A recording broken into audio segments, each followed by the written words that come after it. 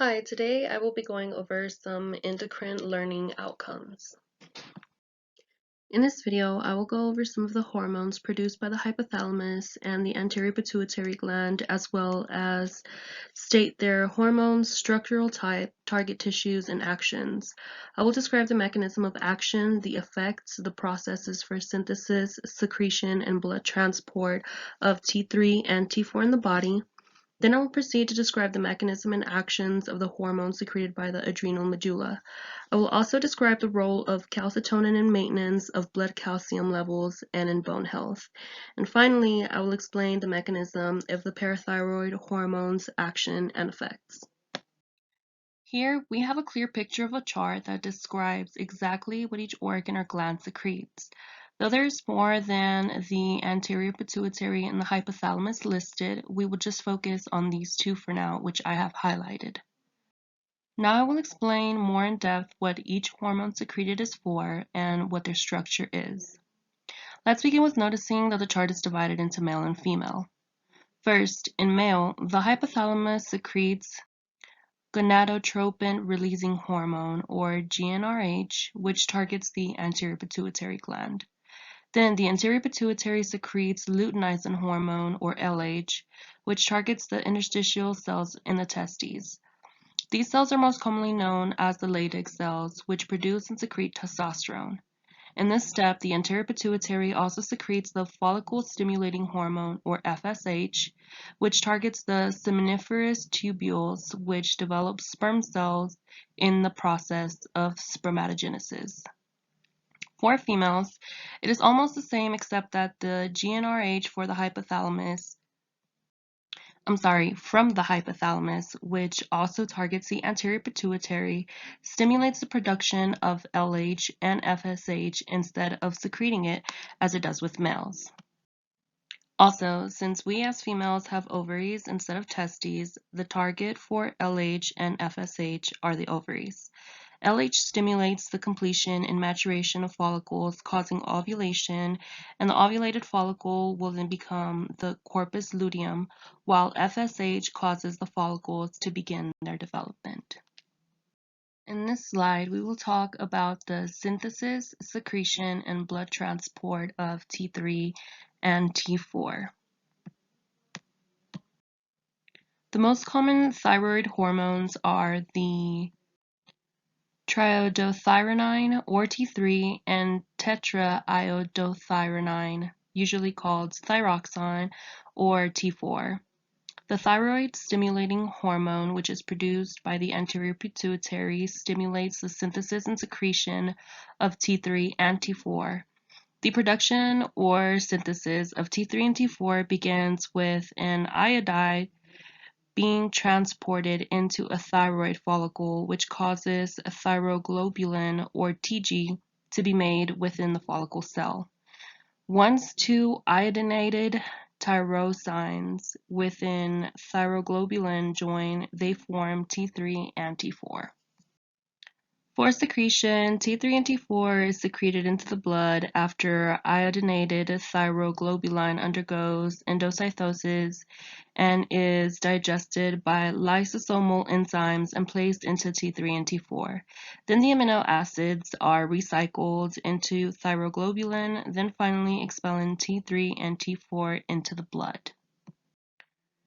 In transport, T3 and T4 are combined with plasma proteins in the blood, and most also bind to a thyroxine binding globulin, or TBG, which is made in the liver.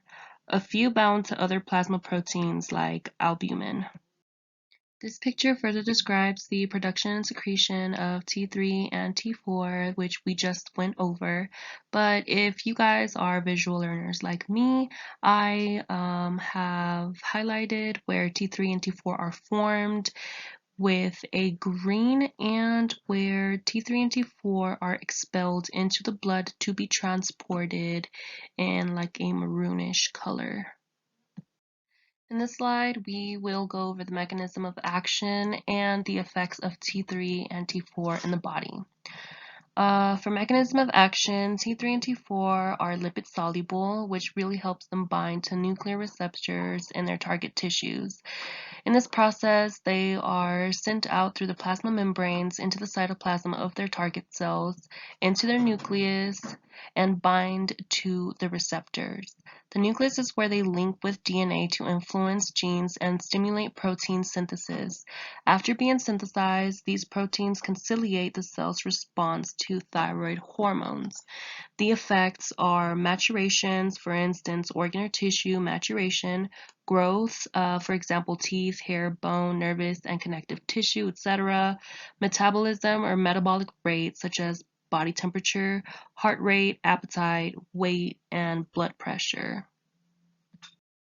This table goes more into depth of the effects of more or less T3 or T4 secretion, or both. Hyposecretion is hypothyroidism, hypersecretion is hyperthyroidism, and like I said, this table explains everything that can be developed with either or. Now we will talk about the hormones of the adrenal medulla.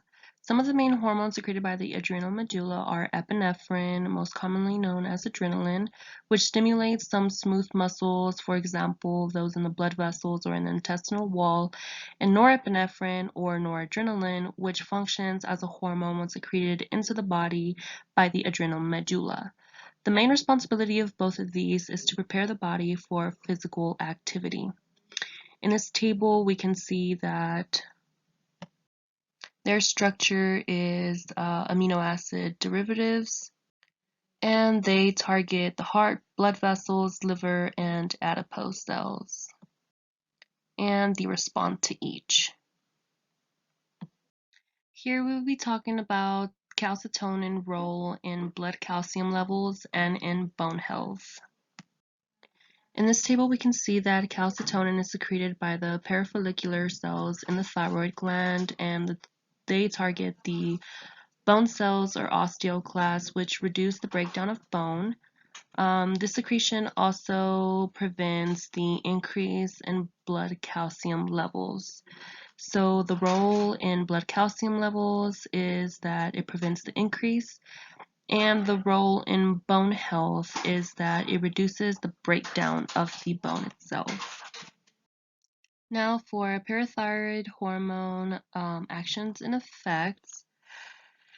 The parathyroid hormone derives from the chief cells of the parathyroid gland. It is considered a polypeptide or peptide. The tissues it targets are the bones, kidneys, and the small intestine. Its effect on bone is the rise in the amount of breakdown of bone through osteoclasts. In kidneys, it increases calcium reabsorption as well as in the small intestine. This hormone also increases vitamin D synthesis and increases blood calcium levels.